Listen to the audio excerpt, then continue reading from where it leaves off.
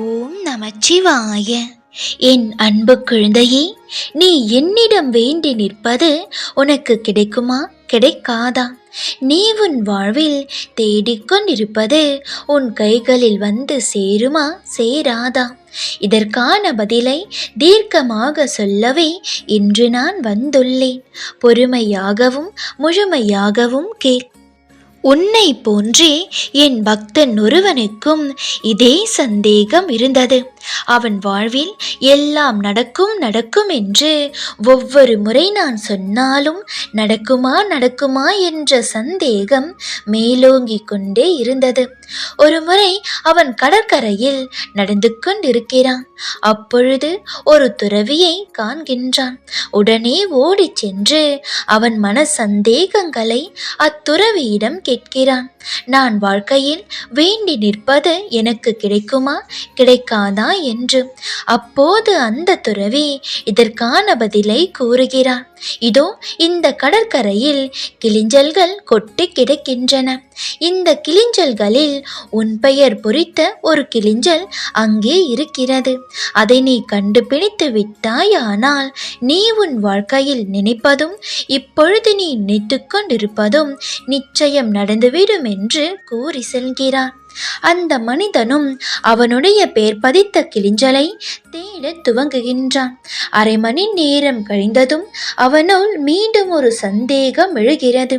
அது எப்படி இத்தனை கிளிஞ்சல்களில் என் பெயர் பதித்த கிளிஞ்சல் இருக்க முடியும்? யார் வந்து என் பெயரை ஒரு கிளிஞ்சலில் பதித்து வைத்திருப்பார்கள்? உண்மையாகவே இருக்குமா அல்லது வீணாக நம் நேரத்தை வீணடித்து கொண்டிருக்கிறோமா என்று யோசிக்க ஆரம்பித்தான். 1 மணி நேரம் கழிந்ததும் எந்த கிளிஞ்சலும் கிடைக்கவில்லை. உடனே அவன் ஒரு பாறையில் உட்கார்ந்து விட்டான். அப்பொழுது மீண்டும் அந்த துறவி வந்தான். என்னப்பா, உன் பெயர் பதித்த கிளிஞ்சலை கண்டுபிடித்து விட்டாயா என்று கேட்டான். உடனே அவன் கூறினான், இத்தனை கிளிஞ்சல்களில் நான் எப்படி காண்பது?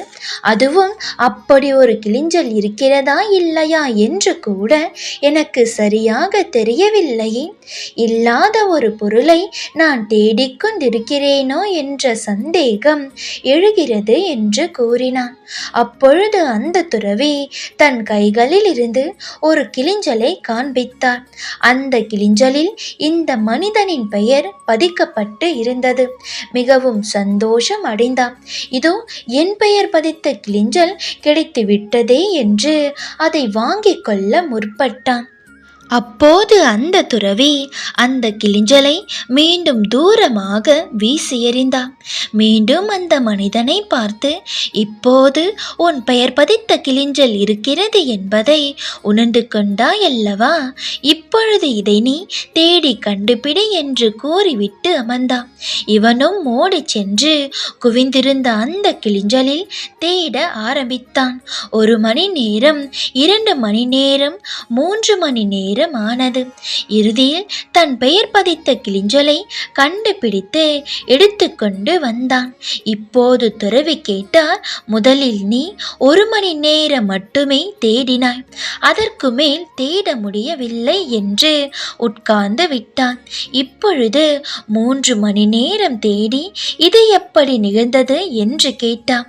அம்மனிதன் கூறினான், முதலில் நான் தேடும் பொழுது என் பெயர் பதித்த கிளிஞ்சல் இருக்கிறதா இல்லையா என்று சந்தேகத்துடனே தேடினேன். வீணாக கால விரயம் செய்கிறோமே என்று யோசித்து கொண்டே தேடினேன். அதனால் என் தேடலில் அர்த்தமில்லை என்று உட்கார்ந்து விட்டேன். இப்பொழுதுதான் என் பெயர் பதித்த கிளிஞ்சலை என் கண்களால் பார்த்து விட்டேனே. உறுதியாக இருக்கிறது என்று தெரிந்த ஒரு பொருளை தேடுவதில் சலிப்பு ஏற்படவில்லை என்று கூறினான். இப்போது துறவி கூறுகின்றான், இதையே உன் வாழ்க்கையிலும் செய். நீ செய்யும் தவறு, நீ நினைப்பது உனக்கு கிடைக்குமா கிடைக்காதா என்றுதான் தேடிக்கொண்டிருக்கிறாய். அது உன்னிடம் வருமா வராதா என்று சந்தேகத்துடன் தான் அதை நீ தேடுகிறாய். முதலில் அந்த பொருள் உனக்கானது. அந்த பொருளில் உன் பெயர் பதிக்கப்பட்டு உள்ளது என்பதை உறுதியாக நீ நம்பு. எனக்கு வெற்றி கிடைக்குமா என்ற சந்தேகம் படாதே.